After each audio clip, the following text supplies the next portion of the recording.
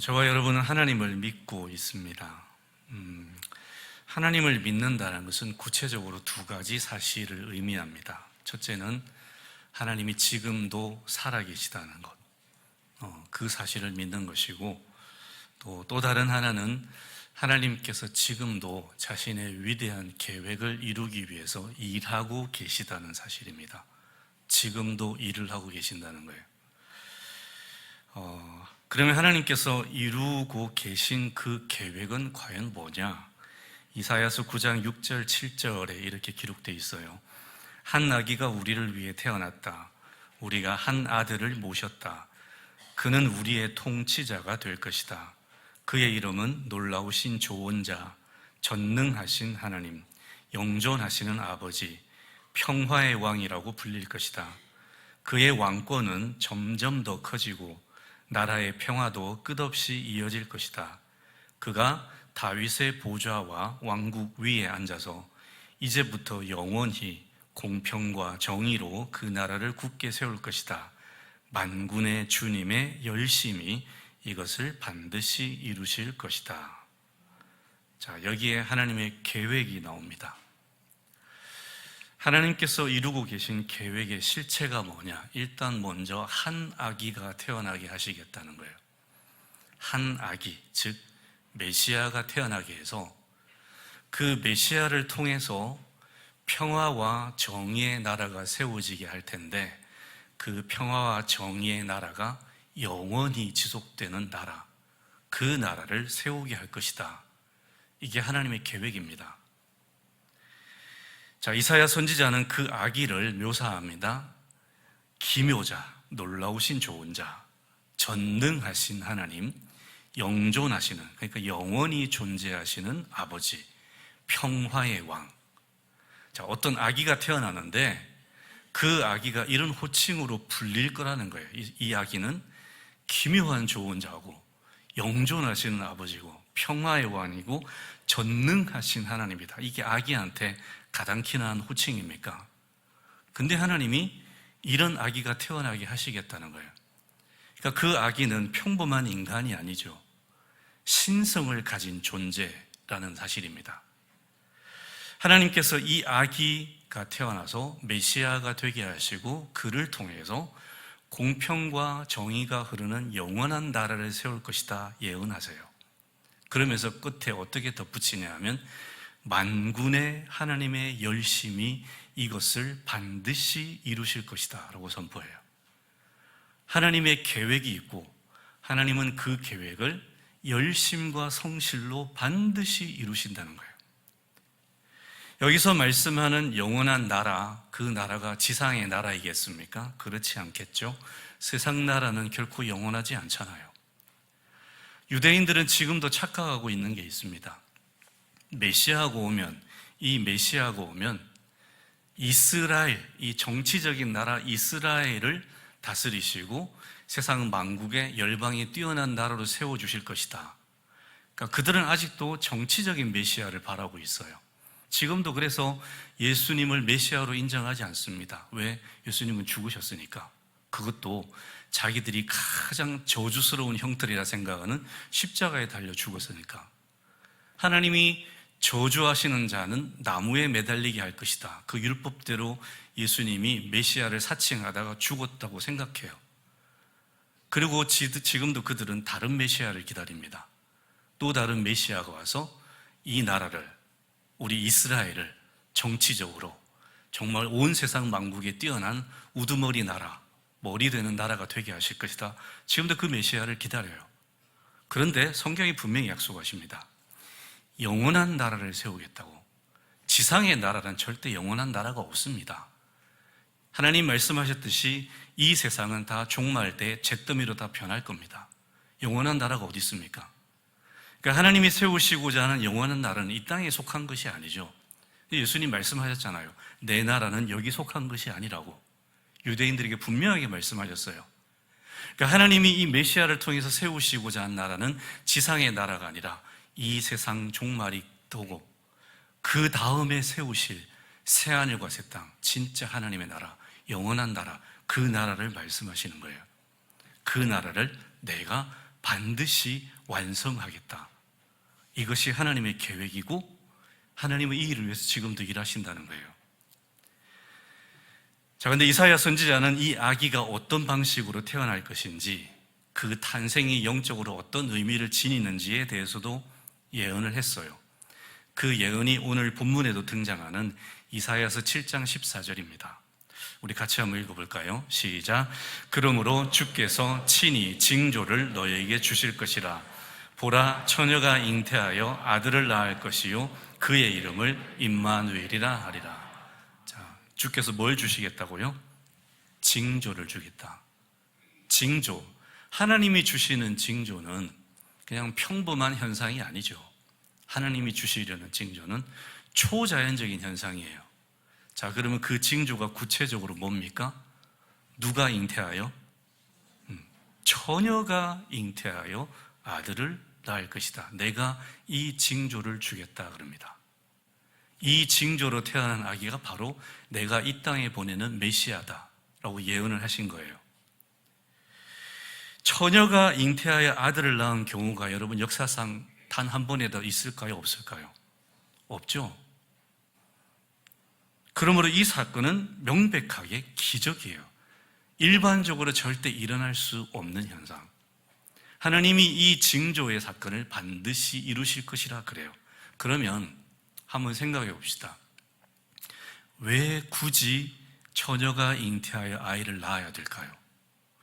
그냥 예수님 일반적으로 태어나시면 안 되나요? 왜 굳이 그런 식으로 태어나셔야 되냐는 거예요. 이런 일을 통해서 사람들의 이목을 끌려고요? 사람들의 흥미를 끌려고요? 그렇지 않습니다. 처녀가 잉태하여 아이를 낳을 수밖에 없는 치밀한 구속사적 이유가 있어요. 예수님은 반드시, 메시아는 반드시 처녀를 통해서 태어나야 돼요. 여러분 이미 알고 계시듯이 이 이사야 선지자가 예언한 아기가 누굽니까? 예수님이죠, 그죠? 예수님 이 땅에 왜 오셨죠? 왜 오셨습니까? 예수님 자기 입으로 말씀하셨어요. 나는 다른 사람들을 섬기고 마지막에는 뭐 하려고? 많은 사람을 위해서 뭐 하려고? 죽으려고 왔다 그랬어요. 내 목숨을 내어주려고. 그러니까 예수님이 이 땅에 오신 목적은 죽으러 오신 거예요.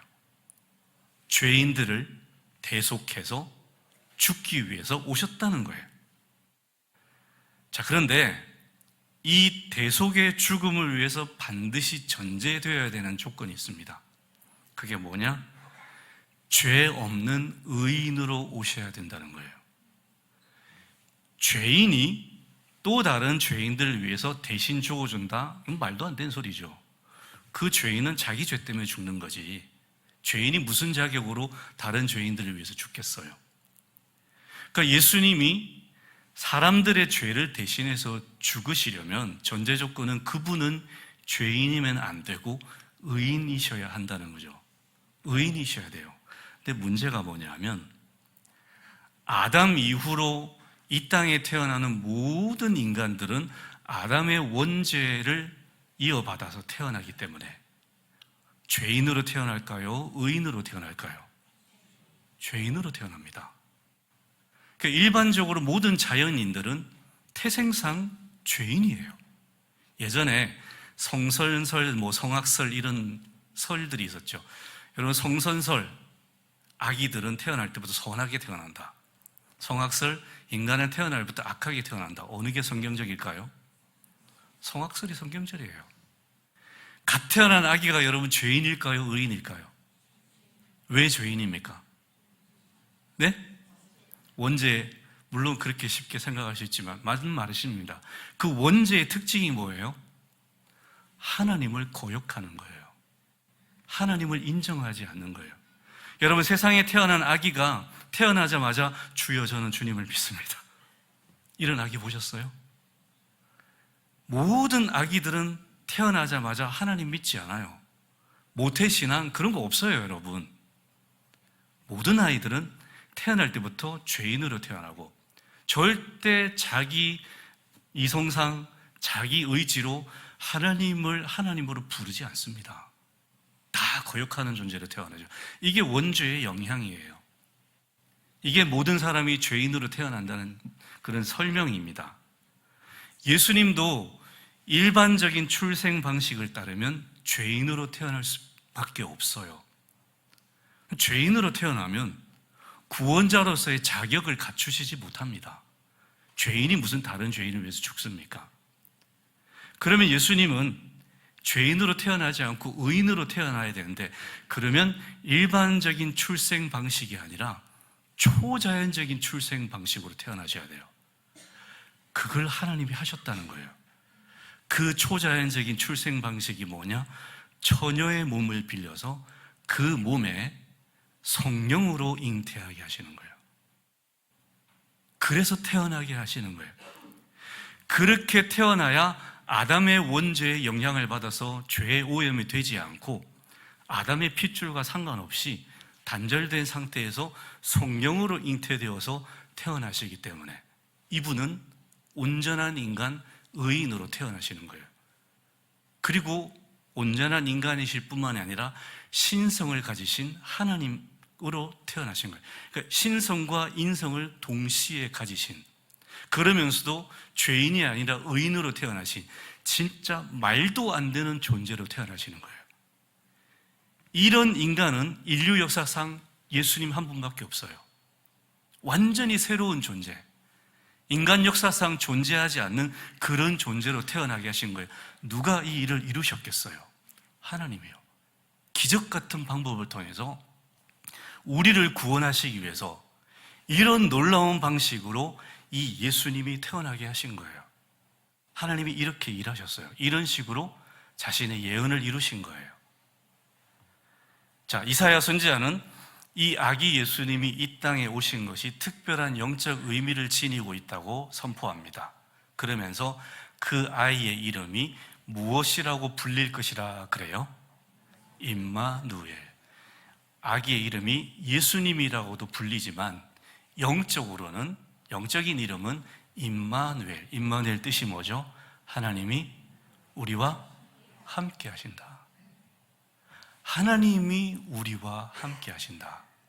저 거룩하고 존귀하고 성결하시고 무한 영광이신 창조주 하나님이 자신이 피조한 이 세상 속으로 들어오시는 거예요.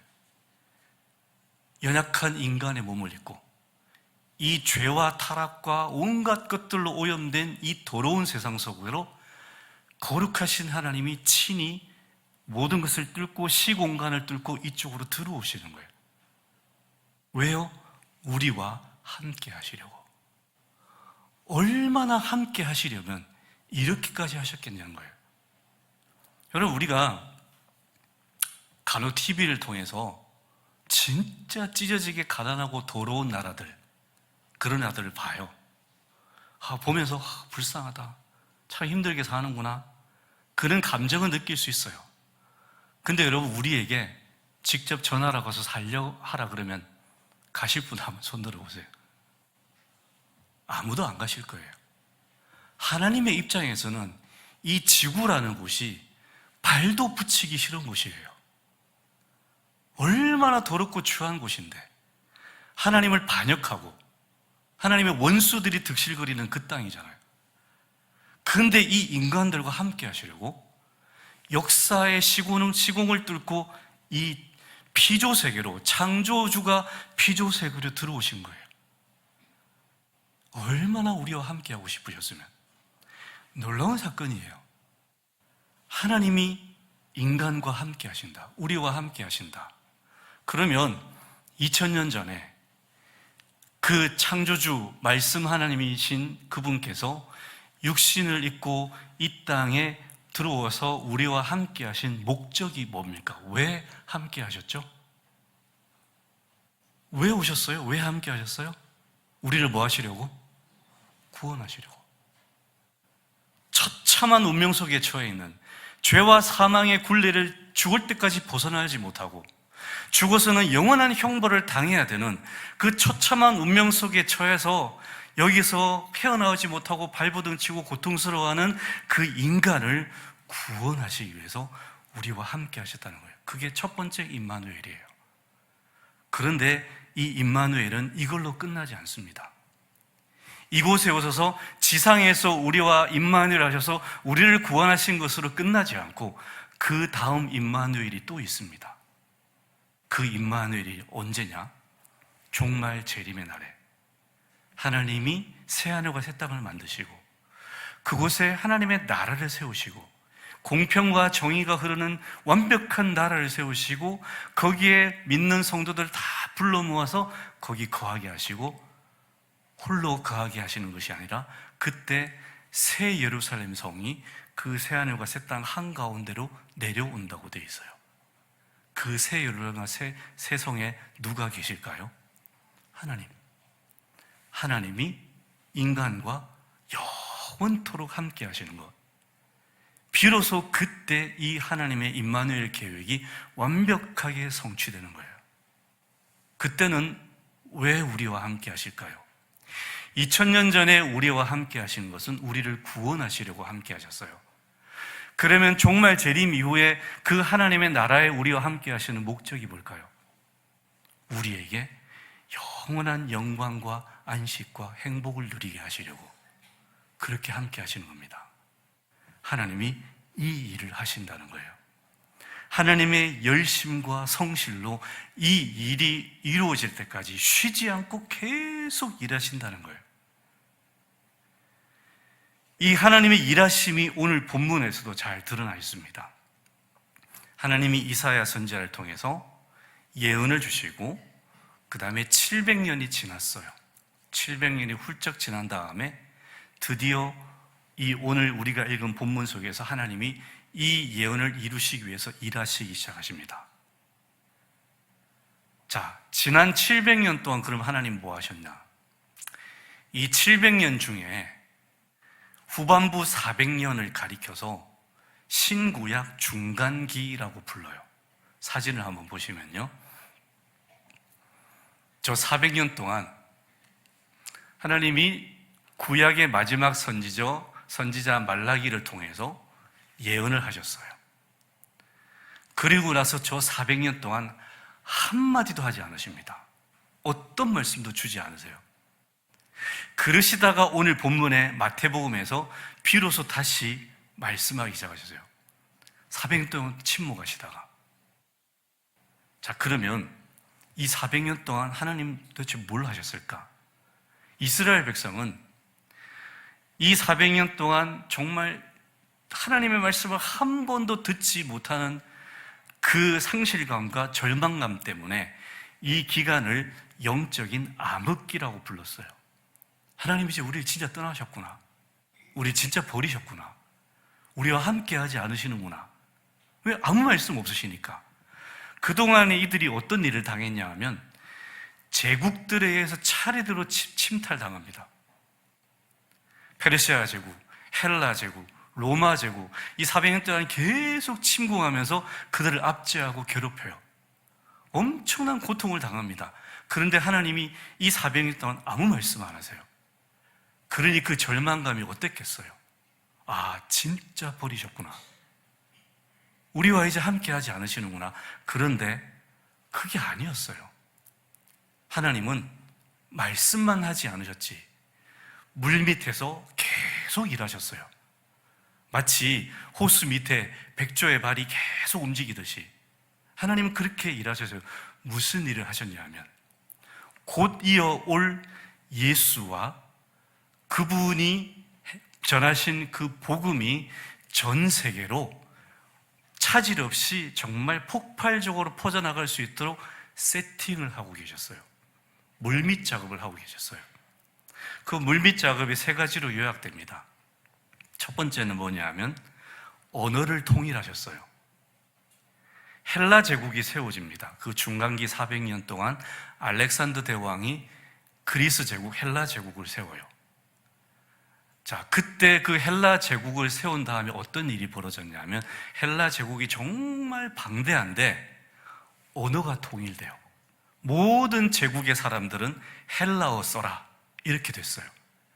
지금 우리가 전 세계 공통어처럼 쓰이는 게 영어잖아요, 그죠?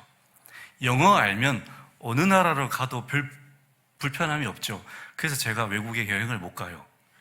영어를 못해서. 근데 헬라어로 통일이 됐어요. 그러면 헬라어만 알고 있으면 어디 가도 의사소통이 돼요. 근데 왜 하나님이 헬라어로 통일시켰냐 하면 성경을 무슨 언어로 기록하셨을까요? 신약 성경을 헬라어로 기록하셨어요. 헬라어로 기록하셔서 헬라어로 기록된 성경이니까 이방인들도 다 읽을 수 있는 거예요. 그러니까 이 언어가 통일되니까 성경이 쫙 퍼지는 거예요. 언어 장벽 없이 성경 읽게 하신 거예요. 이걸 위해서 하나님이 언어를 먼저 통일시킨 겁니다. 자, 두 번째는 도로망을 구축하세요. 헬라 제국에서 로마 제국이 등장합니다. 여러분, 로마 제국 하면 떠오르는 문구 있죠. 모든 길은 어디로 통한다? 그게 무슨 뜻일까요? 로마가 길을 엄청 닦았어요. 왜냐하면 군사가 출동하기 쉽도록, 그리고 무역이 수월하도록 온 제국 곳곳으로 길을 다 닦아놨어요. 그래서 모든 길이 로마로 통한다 할 정도로 엄청난 사방팔방으로 길을 닦았어요. 왜 하나님이 로마 제국을 통해서 길 닦게 하셨을까요? 이 도로망을 통해서 나중에 사도 바울 같은 전도자들이 전도하러 다닙니다. 손쉽게 이 제국 전체에 전도하게 하시려고 언어 통일시키세요. 도로망 구축하세요. 그래서 아들 예수님 보내시기 전에 세팅을 다 하시고 아들이 와서 복음을 전할 때 그 복음이 언어 장벽 없이 교통의 불편함 없이 정말 순식간에 퍼질 수 있도록 밑작업을 다 하시는 거예요. 나머지 세 번째, 영적인 갈급함을 고조시키게 하십니다. 이스라엘 백성이 페르시아 제국, 그리스 제국, 로마 제국 계속 수백 년 동안 연이어 계속 식민 지배를 받습니다. 얼마나 힘들었겠어요.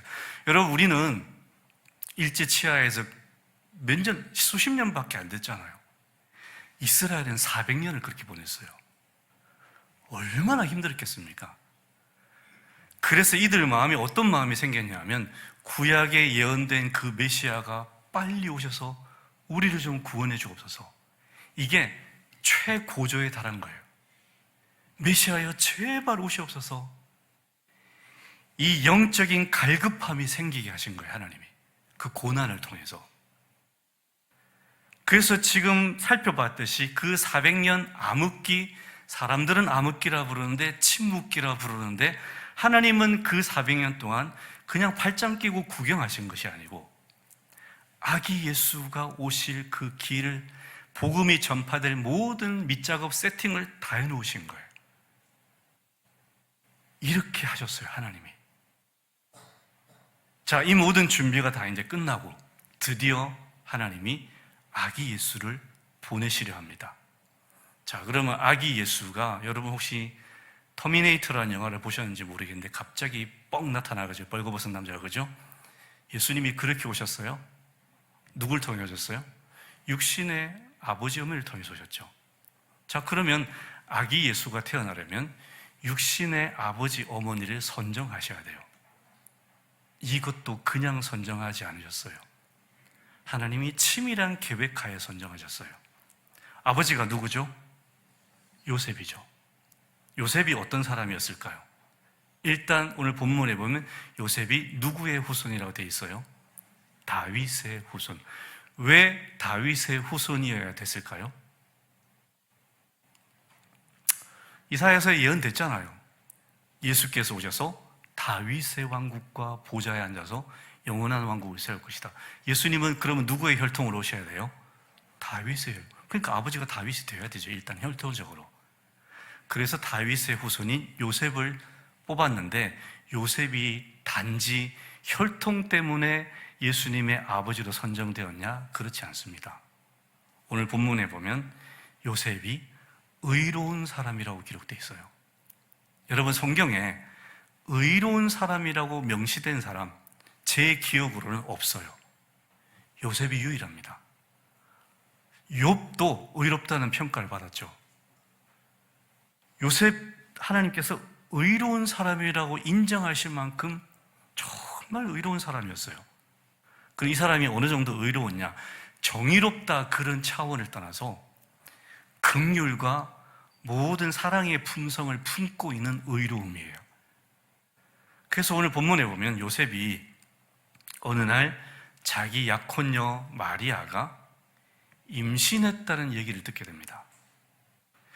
여러분, 약혼녀가 임신을 했어요. 자기가 살지도 않는데. 그러면 보통 사람이 생각하기에 이 약혼녀는 지금 무슨 짓을 벌인 거예요? 간음, 간통죄를 벌인 거죠. 그 요셉도 처음에 이 얘기를 들었을 때 엄청난 충격을 받았을 거예요. 내 약혼녀가 간통죄를 저질렀다고? 간음죄를 저질렀다고? 얼마나 배신감을 느꼈겠어요.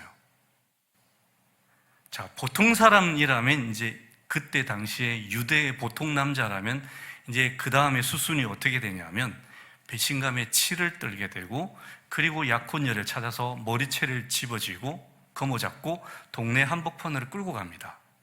거의 내팽개 치고 나서 동네 사람들 다 불러요. 그리고 이 여자가 나와 약혼해 놓고 다른 남자의 아기를 가졌다. 떠벌립니다. 엄청난 수치를 당하겠죠. 근데 그걸로 끝나지 않아요. 율법에 의하면 이런 여자는 어떻게 하냐? 돌로 쳐 죽이라고 돼 있어요. 자, 이게 그 다음 수순이에요. 요셉이 보통 남자면 마리아를 동네 한복판으로 끌고 가서 이렇게 해서 돌로 쳐 죽이게 해야 돼요. 근데 요셉이 어떻게 했다 그럽니까? 그러지 않습니다. 마리아의 허물을 덮어줍니다. 조용히 정리하려 했다 그래요. 정말 사려 깊고 정말 극렬한 마음이, 저 같으면 그렇게 못할 것 같아요. 눈이 뒤집힐 것 같죠. 어떻게? 근데 요셉 보세요. 이게 천사를 통해서 네 아내가 성령으로 잉태되었다는 얘기를 듣기 전이에요. 그럼 진짜 속된 표현으로 뚜껑이 열리지 않겠습니까? 근데 그렇게 행동하지 않아요. 그 자기 약혼녀의 그 더러운 죄를 덮어주려 합니다. 그러니까 요셉이 얼마나 품위 있고 사려심 깊은 사람인지 몰라요. 그렇게 정리하려 해요. 여러분, 하나님이 왜 이 사람을 선택했겠어요? 이런 면모를 보신 거예요. 그저 다윗의 혈통을 지녔기 때문이 아니라 이 사람의 인품과 성격, 그의 행동이 너무나 예수님 아버지로 손색이 없는 거예요. 그래서 이 사람을 예수님 아버지로 선택하신 거예요. 자, 이제 어머니로 넘어가 봅시다. 예수님의 잉태할 어머니가 누구죠? 마리아예요.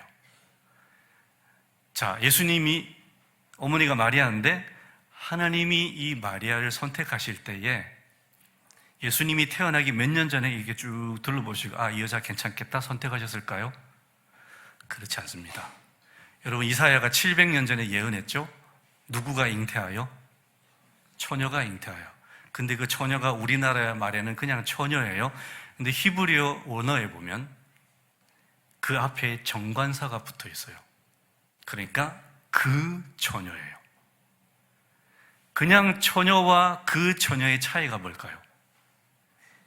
이 처녀는 그냥 쭉 있다가 한 사람 그냥 임의로 선택하는 거고, 그 처녀는 하나님이 미리 선택해 놓으시고 알고 계시는 그 처녀예요. 그러면 하나님은 이 그 처녀를 몇 년 전에 이미 간택해 놓으신 거예요? 700년 전에? 아니요. 영원 전에. 이미 그 처녀를 선택해 두셨어요. 그리고 세월이 지나서 그 처녀를 뽑으신 거예요. 얼마나 놀랍습니까? 자, 그 처녀에게 어느 날 청천벽력의 일이 일어납니다. 천사가 나타나서 이런 얘기를 해요. 네가 잉태하여 아기를 낳을 것이다. 자, 처녀 입장에서 마리아는 처녀잖아요. 남의 아내, 요셉과 결혼하기로 정혼한 처녀인데 요셉과 아직 살지도 않는데 갑자기 천사가 와서 네가 잉태해서 아이를 낳을 것이다. 여러분이 그 얘기를 들었으면 제일 먼저 드는 마음이 뭘까요? 주님 너무 좋습니다. 그랬을까요? 주님 미쳤습니까? 지금 저 죽이시려는 거예요? 주님 이거 발각되면 저 죽어요. 돌 맞아 죽어요, 주님. 이런 마음이 먼저 드는 거예요. 얼마나 두려웠겠어요. 얼마나 깜짝 놀랐겠어요. 청천벽력이에요. 근데 마리아가 이 천사의 수태고지를 들었을 때 어떤 반응을 일으키느냐? 주의 여종이오니 말씀대로 내게 이루어지소서. 이게 무슨 뜻입니까? 주님, 지금 주님이 하신 말씀대로 제가 만약에 이 처녀의 몸으로 아이를 가진다, 저는 이 아이를 낳을 때까지, 아니 평생토록 사생아를 낳았다는 그 오명을 달고 살아야 되고, 온 세상 사람들로부터 손가락질 받아야 되고, 자칫하면 이 유대 사회에서 출교당할 수도 있고, 출교뿐만 아니라 돌에 맞아 죽을 수도 있습니다. 근데 주님, 저는 이 모든 것 감수하겠습니다. 그러니까 에스더처럼 결단한 거예요. 죽으면 죽으리라. 말씀대로 하소서. 그 일로 통해서 저를 죽이시든 살리시든 주님이 원하신 일이라면 저한테 그 일이 일어나게 하소서라고 받아들입니다. 굉장한 용기, 굉장한 순종이에요. 여러분, 하나님이 마리아를 예수님의 어머니로 선택하신 것이 그냥 선택하신 게 아니에요. 이 여자의 됨됨이를 보신 거죠. 아버지 요셉도 마찬가지고 어머니 마리아도 마찬가지고 보통 사람들이 아닌 거예요. 진짜 예수님의 아버지 어머니와 어머니로 선택되기에 손색이 없는 사람들, 하나님이 두 사람을 선택해서 아기 예수님이 태어나게 하세요. 여러분, 여태까지 지금 한 30분 정도 하나님이 당신의 계획을 이루시기 위해서 얼마나 오랫동안 준비하시고 얼마나 치밀하게 계획적으로 이 일들을 이루어 오셨는지를 살펴봤어요. 자, 그러면 성탄이 우연일까요? 절대 우연이 아닙니다. 성탄은 기적 같은 날이에요. 예수님 같은 존재가 태어난다는 것 자체도 인간의 이상으로 상상할 수 없는 일이고, 이 일을 이루시기 위해서 수백 년 전부터, 아니 수천 년 전부터, 아니 영원 전부터 계획해 놓으셨던 것이 이루어졌다는 것도 기적이고, 그리고 더 한 가지 놀라운 사실이 뭐냐, 이렇게 하나님께서 끈질긴 열심과 성실과 사랑으로 이루어 놓았던 이 일들이 누구를 위한 겁니까? 누구를 위한 겁니까? 여러분을 위한 겁니다. 나를 위한 거예요. 이게 남을 위해서 하신 일이 아니에요. 인류를 위해서 아니에요. 구원받는 사람들을 위해서 아니에요. 나를 위해서예요. 어거스틴이 이런 고백을 했어요. 만일 이 지구상에 나 혼자밖에 살지 않는다 해도 하나님은 나 혼자 구원하시려고 누구를 보내셨을 것이다? 예수님을 보내셨을 것이다. 하나님의 사랑은 25억 성도들에게 각각에게 25억 분의 1로 주시는 게 아니에요. n분의 1로 하나님의 사랑이 가시는 게 아니라고. 하나님의 사랑은 무한하기 때문에 그냥 한 사람 한 사람에게 무한 그대로 가시는 줄 믿으시기 바랍니다. 여러분 한 분 한 분에게 하나님은 무한대로 사랑하셔도 25억 명 다 사랑하실 수 있어요. 왜냐, 하나님의 사랑은 한이 없으시기 때문에. 우리의 사랑은 요만해가지고 우리 자녀들만 해도 어떤 애는 더 사랑하고 어떤 애는 덜 사랑합니다. 하나님은 그러지 않으십니다. 하나님의 사랑은 한이 없기 때문에 그냥 한 사람 한 사람 향해서 무한대로 주십니다. 그러면 이 일이 이렇게 열심으로 성실로 이렇게 치밀하게 이루어진 이 모든 일들이 누구를 위한 거냐? 나 한 사람을 위한 거예요. 이게 너무 감동스러운 겁니다. 여러분의 얼굴엔 별로 감동이 없어요. 저는 이 설교를 준비하면서 이게 과연 전달이 될까? 이게 과연 잘 설명이 될까? 물론 제가 이것을 정말 있는 그들 액면 그대로 다 누리는 건 아니에요. 근데 묵상하면 묵상할수록 하나님의 일하심이 그저 역사적인 사건이 아니라 나를 위한 것이었다는 사실, 묵상하면 묵상할수록 감사하지 않을 수가 없는 거예요. 감동하지 않을 수 없는 거예요. 내가 뭐라고? 나 같은 자가 뭐라고? 내가 뭐 얼마나 대단하다고? 천지를 창조하시는 창조주께서, 성부, 성자, 성령 하나님 삼위 하나님께서 총출동하셔서 나 한 사람 구원하자고 이 일을 이루셨다고? 그것도 수천 년 동안, 수백 년 동안, 영원 전부터? 얼마나 놀라운 사건입니까? 성탄은 이걸 묵상하는 겁니다. 하나님이 나를 위해서 일을 이루셨구나. 이거 묵상하는 게 성탄절이에요. 근데 여러분, 우리를 위한 하나님의 일하심이 이걸로 끝난 게 아니에요. 예수 보내서 죽게 하셔서 자 이제 다 끝났다 손 들고 다 이루었다 끝 아니잖아요. 빌립보서 1장 6절을 한번 봅시다. 빌립보서 1장 6절 같이 한번 읽어봅시다. 시작. 너희 안에서 착한 일을 시작하신 이가 그리스도 예수의 날까지 이루실 줄을. 너희 안에 무슨 일을 시작하셨다고요? 착한 일이 뭘까요? 예수를 믿게 된 일, 구원받은 일을 여러분 한 분 한 분 안에 하나님이 시작하셨어요. 이 일을 시작하신 이가 내가 이제 시작했으니까 너희가 마무리해, 이거 아니잖아요. 내가 시작했고 내가 완성시킬 거라 그래요.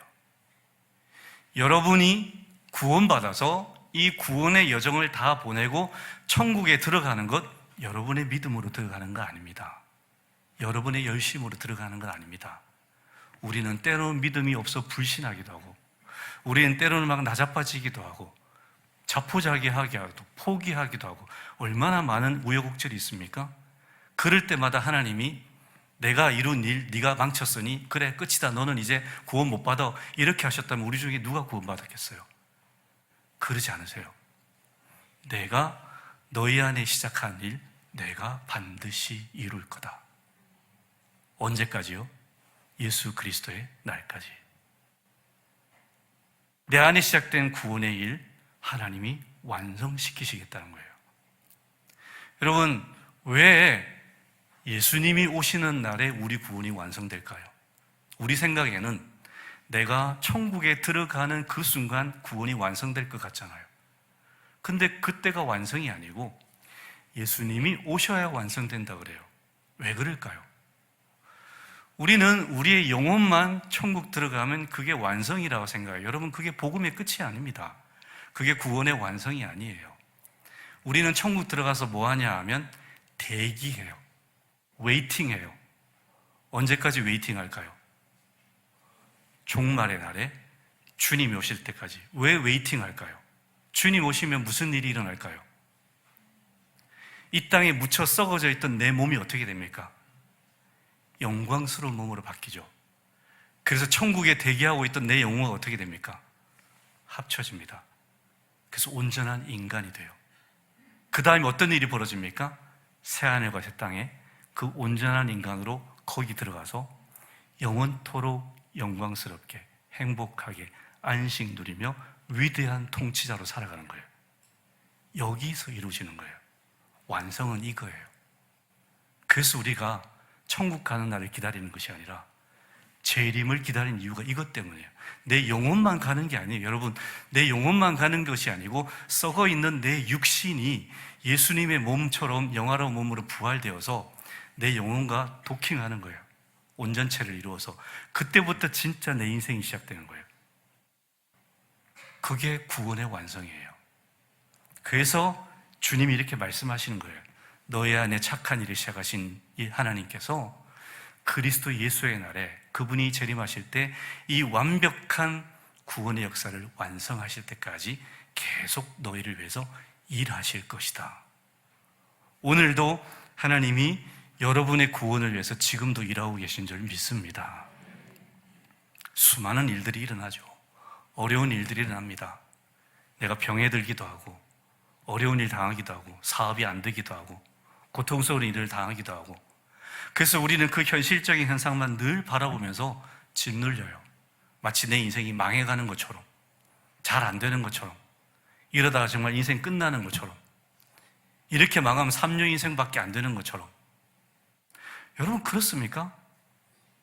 하나님께서 여러분을 위해서 가지고 계신 계획이 이 지상의 안일함입니까?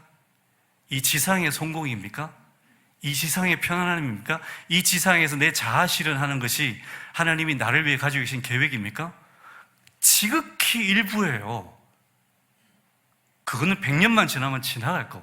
이거는 아무것도 아니에요. 여기에 연연하면 안 됩니다, 여러분. 하나님이 나를 위해서 가지고 계신 계획은 100년짜리 계획이 아니고요, 영원한 계획이에요. 여러분을 영원토록 영광스러운 존재로 세우실 계획을 가지고 계시는 거예요. 앞으로 여러분이 영원토록 영광스러운 존재가 될 줄 믿습니다. 이거 믿으셔야 돼요. 이 계획을 품으셔야 돼요. 나를 위해서 이런 계획을 가지고 계시구나. 근데 왜 자꾸 이 100년 여기만 바라보고 계시냐는 거예요. 왜 여기에 짓눌려가지고 여기에 일희일비하고 여기가 안 되면 마치 내 인생이 다 끝나는 것처럼 근시안적으로 사시면 안 되고요. 우리의 눈은 지금 계속 영혼을 바라보고 있어야 됩니다. 나는 저런 존재가 될 거야. 하나님이 내 속에 시작하신 이 일 완성시키셔서 예수님이 오시는 그날이 되면 나는 영원한 완전체 인간이 되어 정말 영광스러운 존재가 되어서 영원토록 그분과 함께 그 영광 누리며 살게 될 거야. 이게 여러분의 소원이 되시기 바랍니다. 이것이 여러분을 향해 가지고 계신 하나님의 계획입니다. 자꾸 100년짜리만 바라보지 마시고요, 영원짜리 계획을 바라보세요. 그러면 실망하지 않습니다. 다 이겨낼 수 있어요. 왜 고통스럽게 하실까요? 왜 어려움 겪게 하실까요? 왜 힘들게 하실까요? 왜 그토록 기도하는데 안 들어주실까요? 온갖 의문점들이 우리 머릿속에 퀘스천 마크로 있어요. 마치 하나님이 나를 내팽개친 것처럼, 아무 일도 안 하시는 것처럼, 늘 기도하는데 한마디도 안 하시는 것처럼. 이스라엘 백성이 그렇게 400년을 보냈어요. 여러분, 다시 한번 돌아봅시다. 그 400년 동안 하나님이 한마디 말씀 안 하셨는데 이스라엘 버려놓으셨나요? 아니잖아요. 계속 물밑에서 일하셨잖아요. 여러분, 우리 인생에도 마찬가지입니다. 지금 하나님이 내게 아무 말씀 없고 침묵하신다고 해서 나를 방치하신 게 아니에요. 말씀만 안 하실 뿐이지 지금도 나의 구원을 위해서 일하고 계시는 줄 믿습니다. 너희 안에서 착한 일을 시작하신 이가 그리스도 예수의 날까지 계속 이루어 가실 줄 우리는 확신하노라. 여러분도 확신하시기 바랍니다.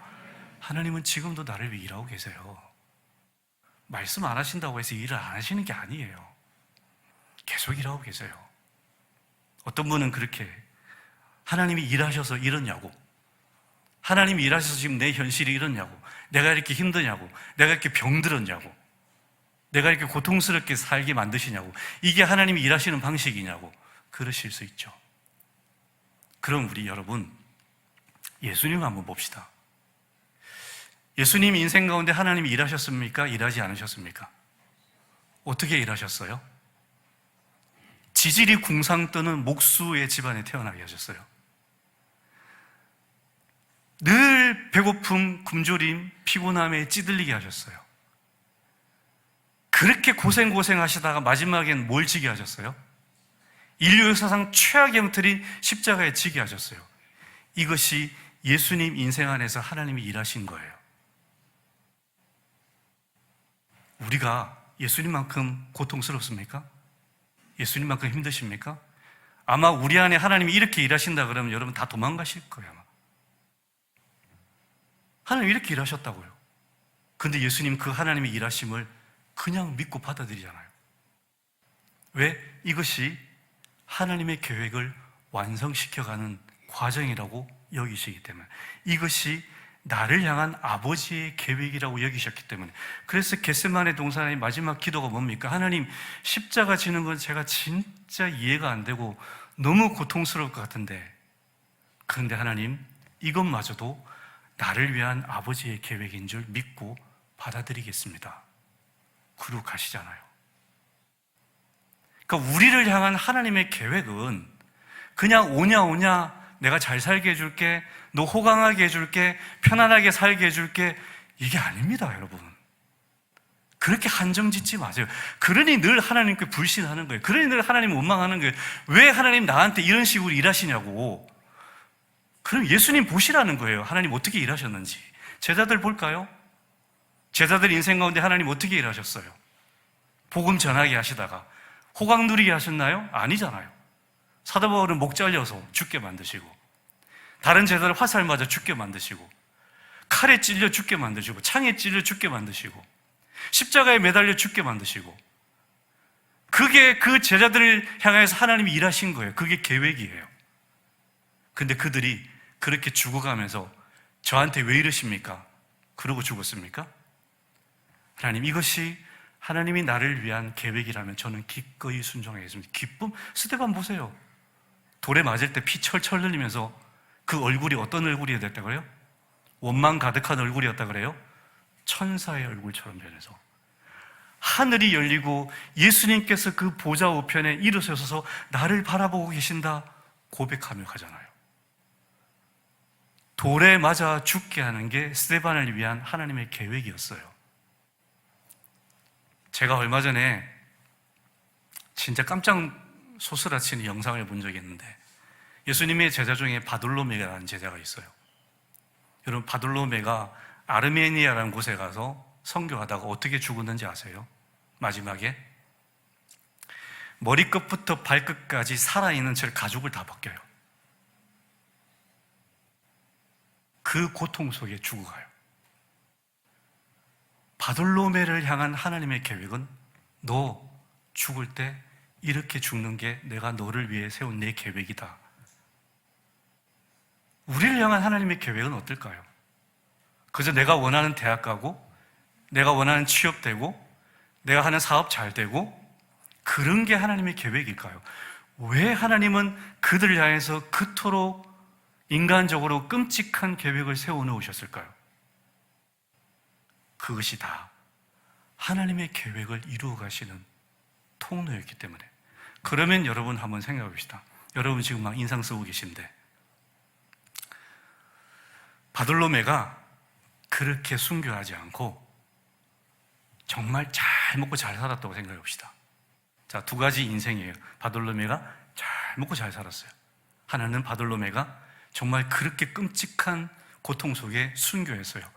어떤 인생이 나중에 하나님 앞에 섰을 때에 영광스러운 인생이 되었을까요? 어떤 인생이요? 이거예요. 네, 여러분도 그렇게 생각하시기 바랍니다. 왜 자꾸 이렇게 살려 하세요? 왜 하나님이 나한테 이렇게 일하셔야 된다고 한정 지으세요? 이렇게 일하지 않으시면 나 버리셨다고 얘기하세요? 그렇게 따지면 예수님도 버림받은 거고 제자들 다 버림받았죠. 얼마나 끔찍하게 죽습니까? 근데 그들 중에 단 한 사람도 자기가 버림받았다고 생각하지 않아요. 나를 통해서 하나님이 위대하신 계획을 이루셨고, 이 모든 것들이 하늘의 영광스러운 상급으로 내게 쌓일 것이고 내 영원토록 나한테 영광의 상처가 될 것이다 라고 여겨요.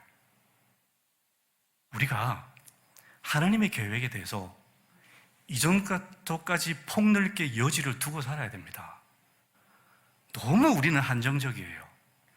내 평안, 내 안락함, 내가 잘 되는 거, 그저 이게 전부야. 하나님 이렇게 일하세요. 절대로 다른 방식으로 일하지 마세요. 저 삐질 거예요? 나 안 믿을 거예요? 이러지 말자는 거예요. 하나님의 계획에 대해서 오픈하시기 바랍니다. 다 열어놓으시고 마리아처럼 고백하세요. 주여, 제가 어떤 불이익을 당하라도, 심지어 제가 죽는 한이 있더라도 주의 말씀대로 제게 이루어질지이다. 그게 성탄을 맞이하는 우리의 태도입니다. 주님이 이렇게까지 나를 위해서 일하셨으니, 그리고 지금도 나를 위해서 일하고 계신데, 주님이 나를 위해서 일하시는 그 일의 형태는 내 예상과 다를 수 있다. 내 상상과 완전 다를 수 있다. 그럼에도 불구하고 주님은 나를 너무 사랑하시는 분이고, 주님의 모든 계획은 나를 위해서 언제나 최고의 계획이고, 어떤 계획이 나를 위해서 실행되든지 나는 기꺼이 그 계획을 받아들이고 그 계획대로 살 것이다. 예수님이 십자가에 처참하게 달려 돌아가시는 것이 하나님이 세우신 최고의 계획입니다. 그분을 위해서도 그렇고 우리를 위해서도 그렇고.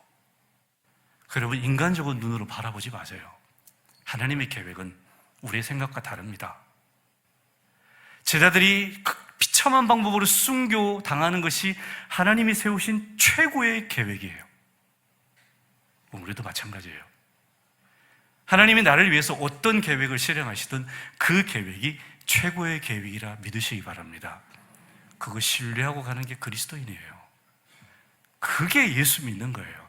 그럴 때 여러분은 절대 어떤 일이 벌어져도 낙심하지 않습니다. 왜? 이것도 하나님의 계획의 일부야.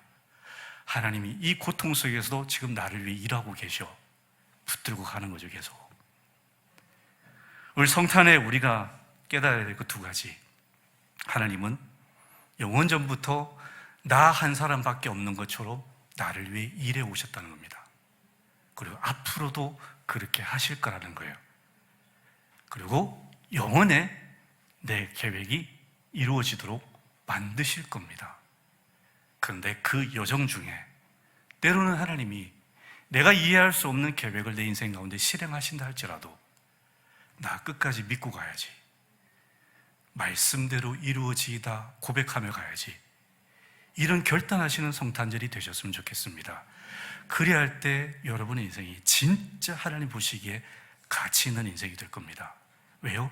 하나님의 위대하신 계획에 쓰임 받으니까 영원한 상급, 영원한 영광을 누리게 되실 거예요. 그러니 여기만 바라보지 마시고 저것을 바라보시며 가셨으면 좋겠습니다. 저와 여러분이 그런 성도가 될 수 있기를 주님의 이름으로 축원합니다. 기도하겠습니다. 하나님이 지금도 우리를 위해서 일하고 계시는 줄 믿습니다. 하나님이 일하시는 방식이 때로는 정말 내가 이해할 수 없고 받아들이기가 너무 어렵고 나한테 인간적으로 고통스럽다 할지라도 하나님의 계획은 절대 선하고 최고의 계획인 줄 믿습니다. 그 계획 끝까지 잘 받아들이고 끝까지 하나님 아버지 신뢰하며 가는 저희들 다 되게 하여 주시옵소서. 예수 그리스도 이름으로 기도드립니다. 아멘.